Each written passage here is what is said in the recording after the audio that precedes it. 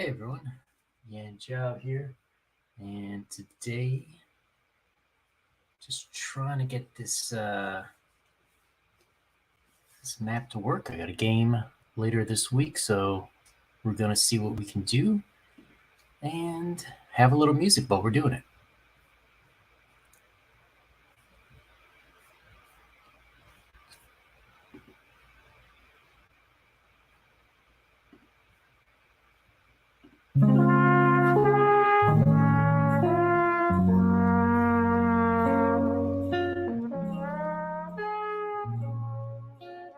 You stop by, say hi.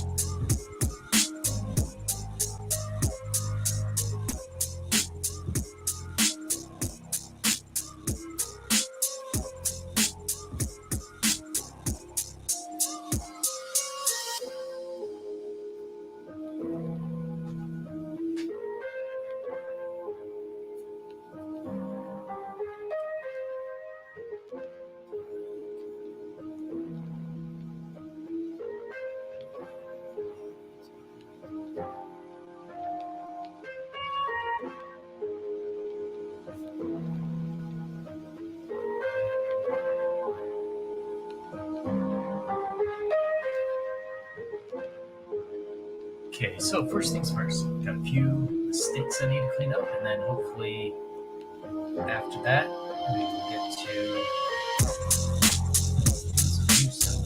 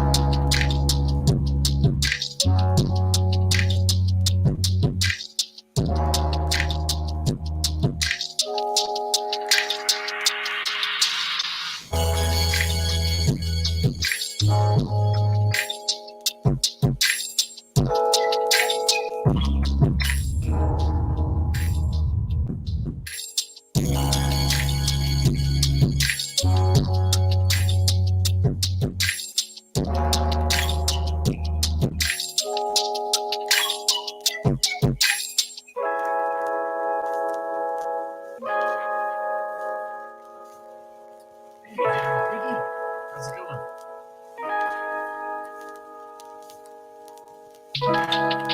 You hear me okay?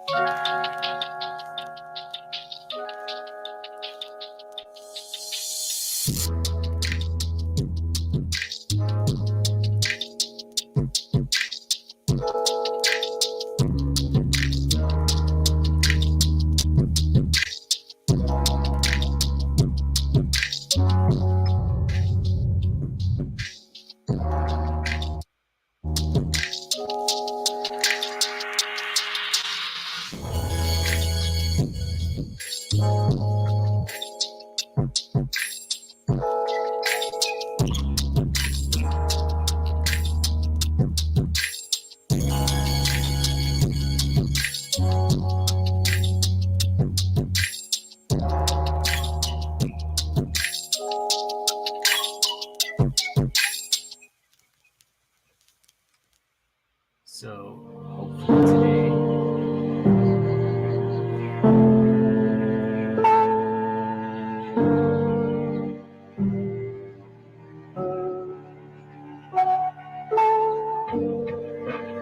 today finish this game.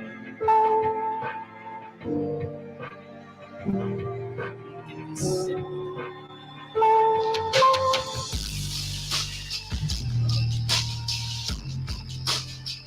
Can you hear me all right over the music? Just curious.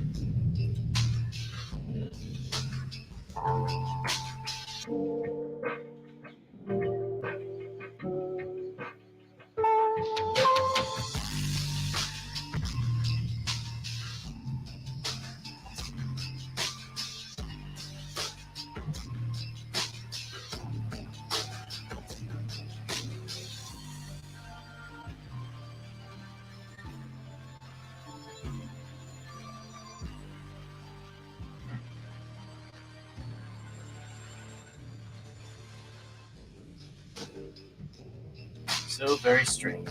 Hang on 1 second.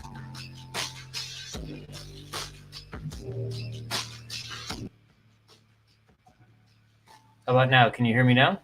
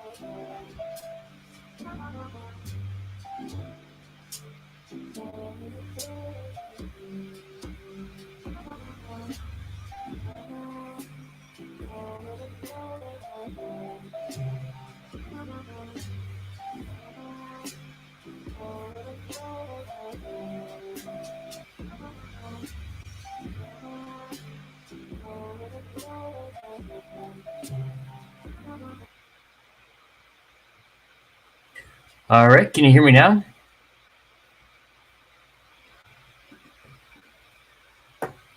This is a very strange thing.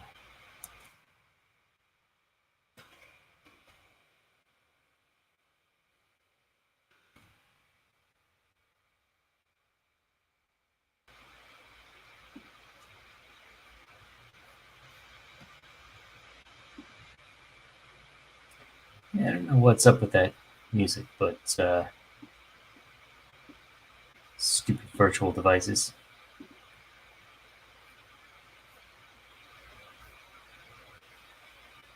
Oh, okay.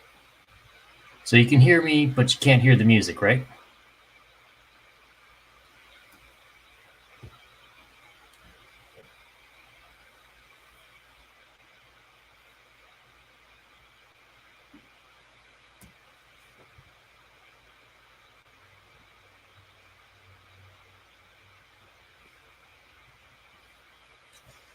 Ah, well. So, have you seen Kid Cosmic on Netflix?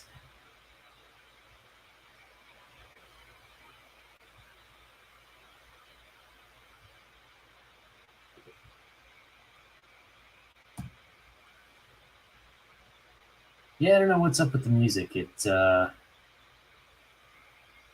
They should both, the music and the mic should both be working at the same time, but for some reason the music seems to override it, and I can't figure out how to turn the sound down on the music, but yet have the audio working. Something I'm going to have to experiment with.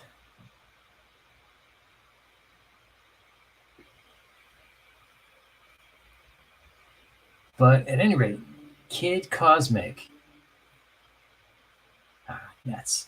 Kid Cosmic is awesome if you haven't seen it. It's probably the best American cartoon in the last 10 years. One of those shows that, kids can watch it, but it's funny for adults as well.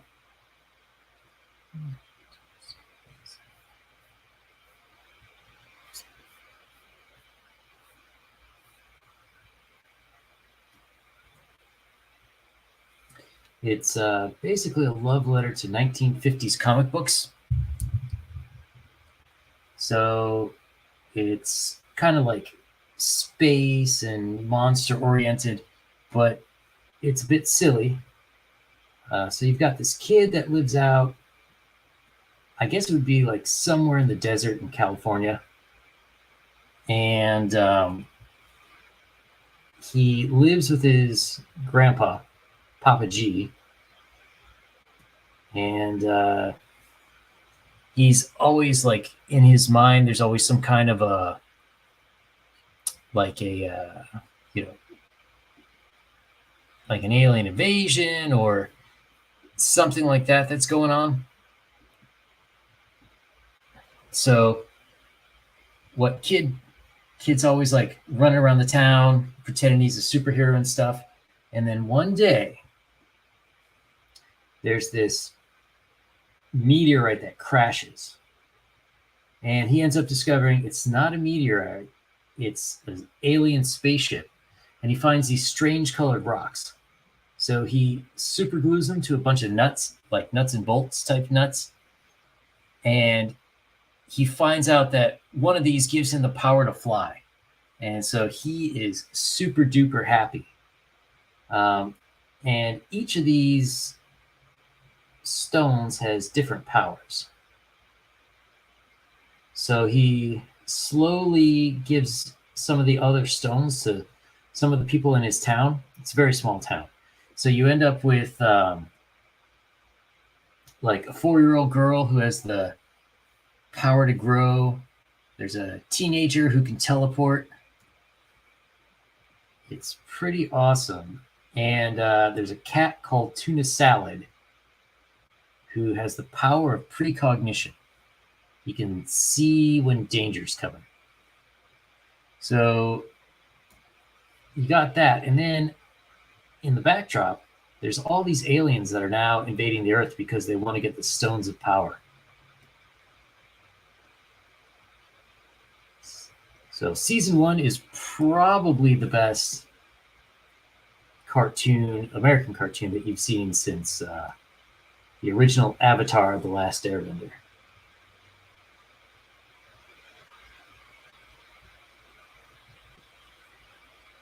But at any rate, what got me thinking about it is that it's such a nice show, just for the simple fact that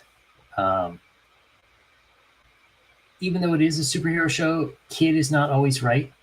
He's not necessarily the hero that he wants to be.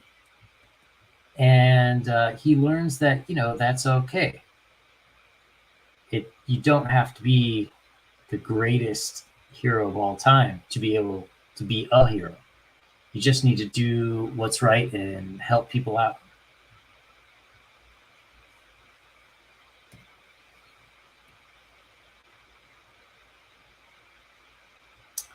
So that is essentially season 1. Oh, it's got like tons of awesome music too, like weird punk rock and like surf rock and indie type stuff. It's fantastic soundtrack. It's done by, I want to say his name is Phil McCracken, but it's not Phil McCracken. Craig McCracken. Craig McCracken, that's it. He Craig McCracken was the guy that did the original Powerpuff Girls, like not that horrible show that they were going to make.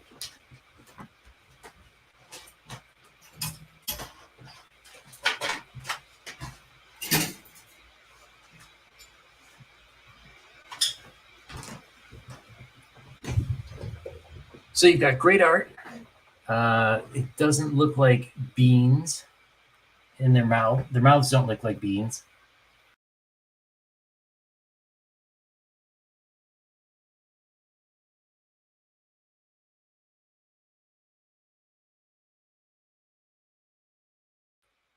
Oops, sorry there.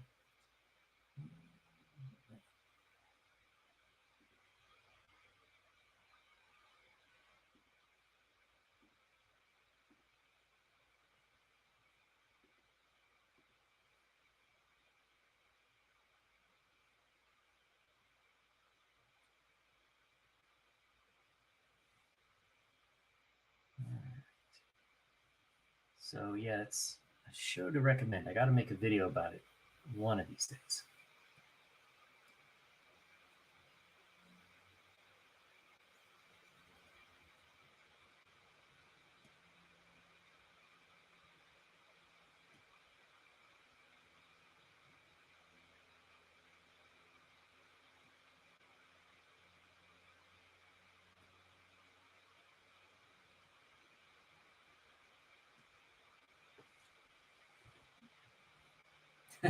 Yeah, I know. I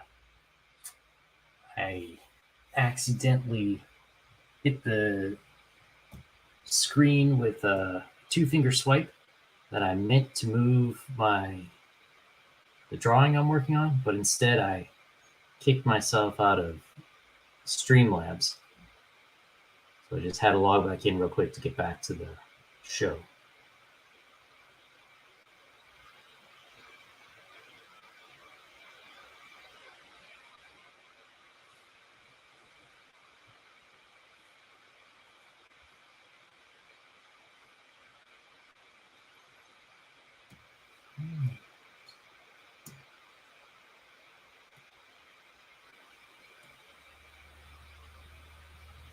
So, what you been reading recently? Reading any good books or getting any fun games in?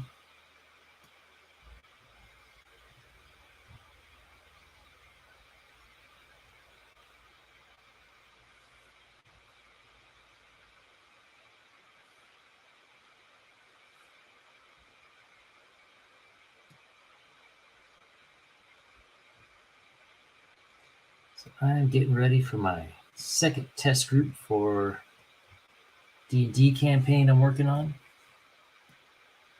That's what this is for, and I think it's going to be a lot of fun. It's interesting to me to see what sorts of different choices that people are making in this one versus the last group I tested. Yeah, there's a new Ash vs. Evil Dead game. Is this does this take place during the TV show or after?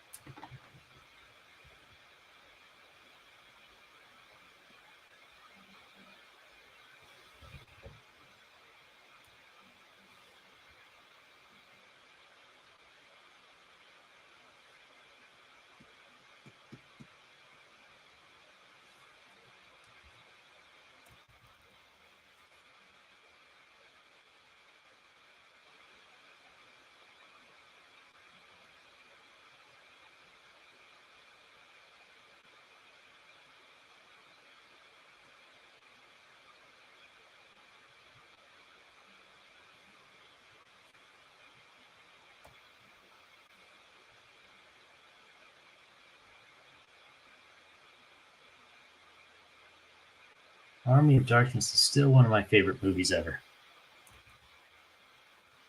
hard to go wrong with Sam Raimi. It's one of the reasons I'm actually really looking forward to the new Doctor Strange movie. Sam directed that, and I mean, Sam Raimi's directing. You know, Bruce Campbell's going to show up somewhere.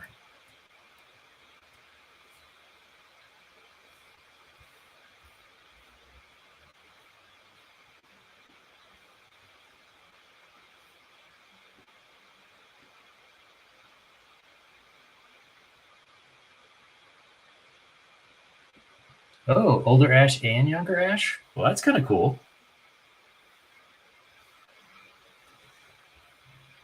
Yeah, I was a little bit disappointed in the series just by the way it ended. Although I know Bruce wasn't having a very good time of it, just because he's getting old and he's got a lot of injuries.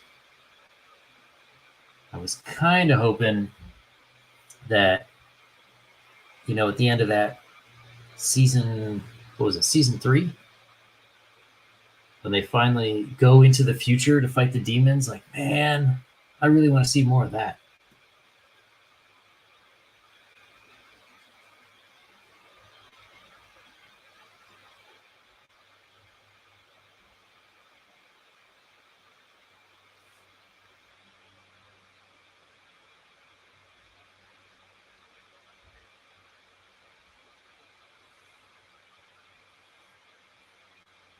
Plus, how can you go wrong when you have a woman who has a robotic butt?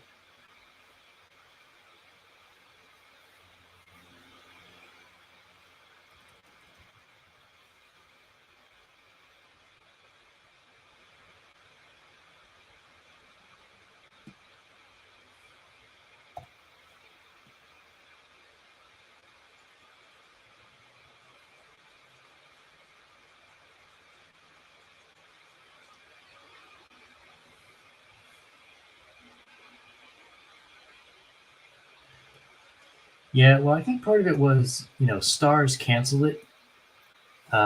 It just wasn't getting the ratings, so they couldn't really justify the price. But then, in addition to that, Bruce was like, "Yeah, that's it. I can't really do it." And I did kind of notice between season 1 and 3, season 1 had more action.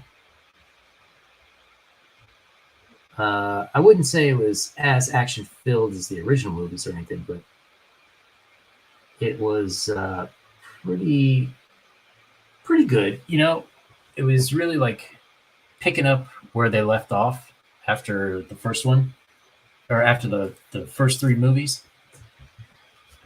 But I don't know. It's sort of, I like season 1 a lot. It was almost a perfect season. Season 2 was really good, although I hate when they do that your enemy all of a sudden becomes your friend thing. Because what they always do is they reset it. Like I liked Lucy Lawless, and it was okay, if you make her have a change of heart and now she's not working for the demons, or like, maybe she wants to control the demons and not let them take over. So that's cool. But then, like, they kill that version and just bring back the version from the first season. It was just like, eh. Plus, they were supposed to do something where in season 3, Ash was actually Kelly's father. Like, one night he got drunk and then slept with Kelly's mother, and that's where Kelly came from. And then that's why Kelly, takes to him so well, and why she's so good at fighting demons. That would have been hilarious, but I don't know why they couldn't pull the trigger on that.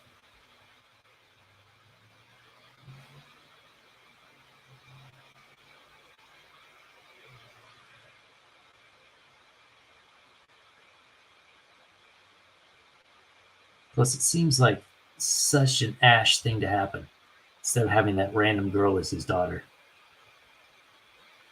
And I mean, the girl was, fine. The actress was fine and everything, but, it would have made more sense story wise to have it be Kelly.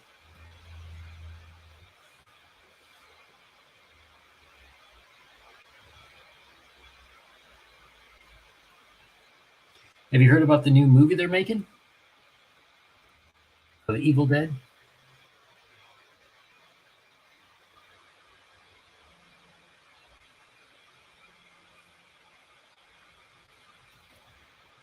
It's supposed to take place in a city somewhere, maybe in Chicago.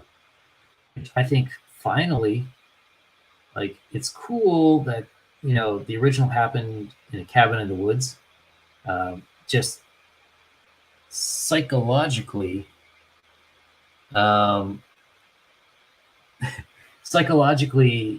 people are afraid of the woods these days because we're mostly city dwelling folk.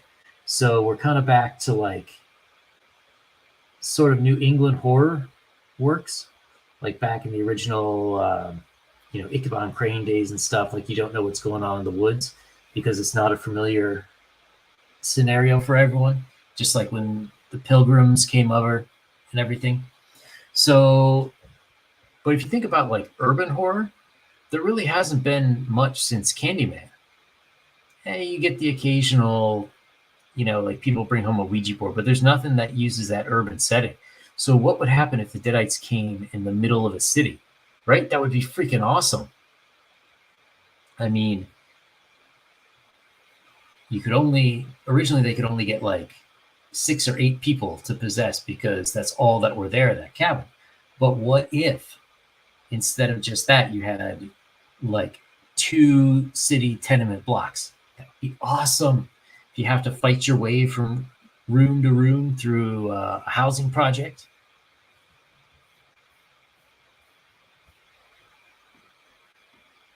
Let's see, my favorite line was when Ash and Paulo go to see her mom, and he says, "Oh, I'll be polite right up until I'm rude." Yeah, man, that show had good writing too.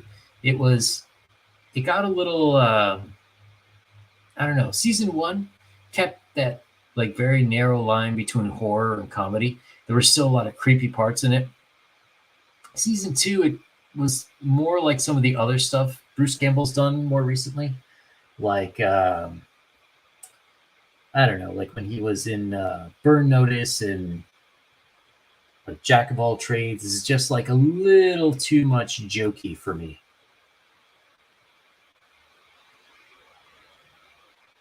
But I think when you can see a little bit more of Sam Raimi's influence on the TV show, it worked a little better.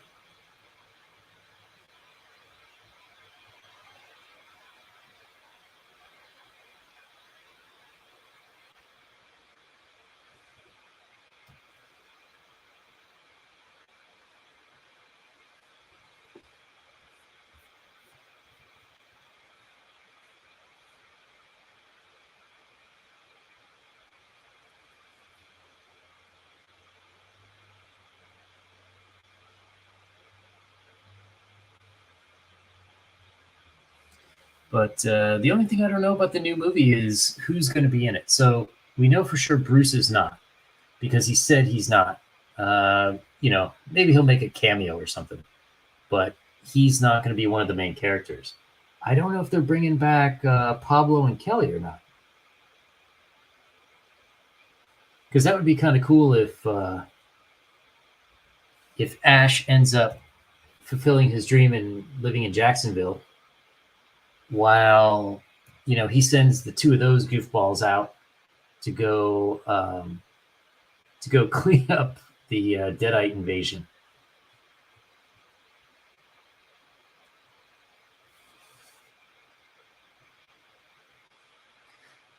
Yeah, I mean, I think the absolute perfect balance was really Evil Dead 2 because Army of Darkness wasn't really scary.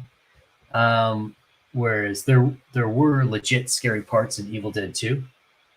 However, I agree with you. Of the originals, Army of Darkness was my favorite. I mean, he's like the perfect mix of smarmy and conceited, and it's drawn out a lot more than it was in Army of Darkness 2, or not Army of Darkness, in Evil Dead 2. There, in at least in some parts, he still seemed a little bit more. Um, how would you say? He seemed a little bit more heroic. Whereas in Army of Darkness, he definitely backslid.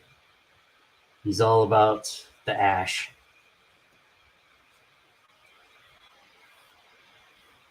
Which, in my opinion, makes him a better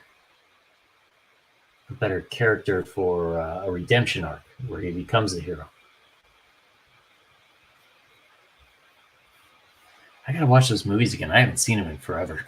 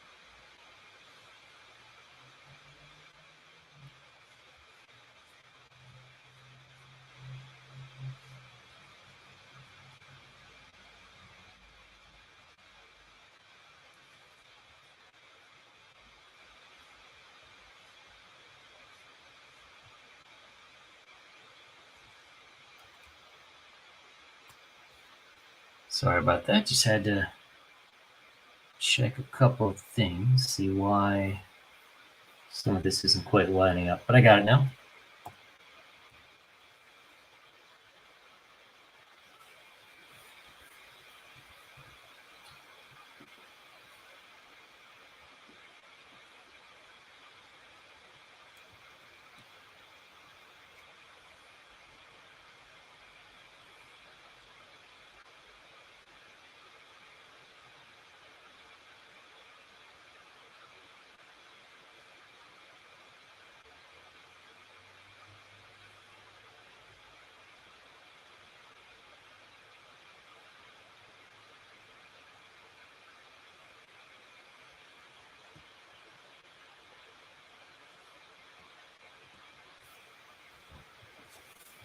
It is interesting that it seems like in some ways there's a bit of a renaissance going on in horror movies. I'm not sure how good they are. Like, if you're old enough to remember the 80s, There was a time when whatever kind of crap horror movie you could propose would automatically get greenlit because they would always make their money on VHS rentals. So it seems now like we're kind of getting back there. If you look at most of the movies that seem to come out like on Netflix or Amazon Prime, you've got so many horror flicks. It's unbelievable.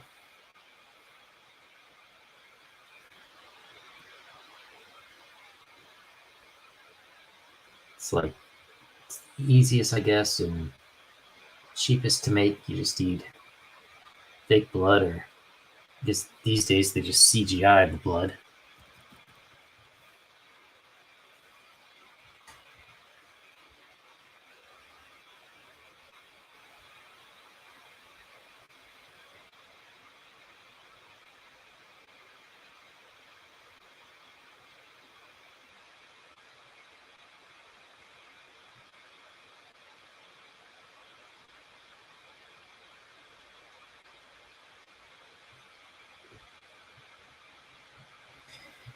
Yeah, I don't know if they're good.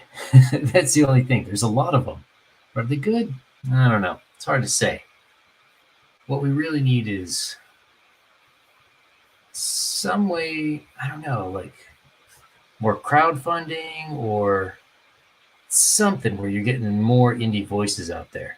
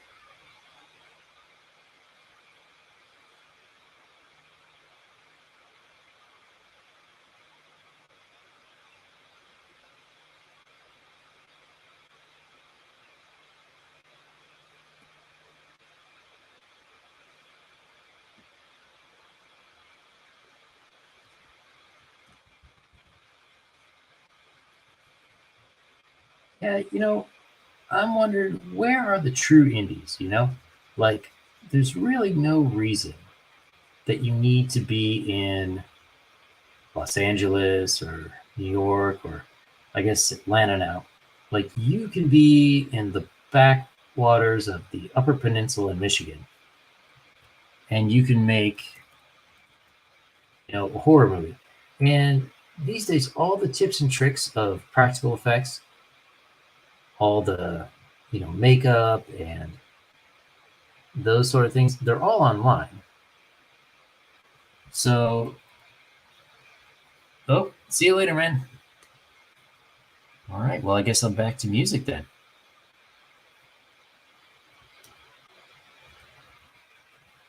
But yeah, I don't know. Hopefully, the horror genre gets its head out of its rear and goes back to the way it should be.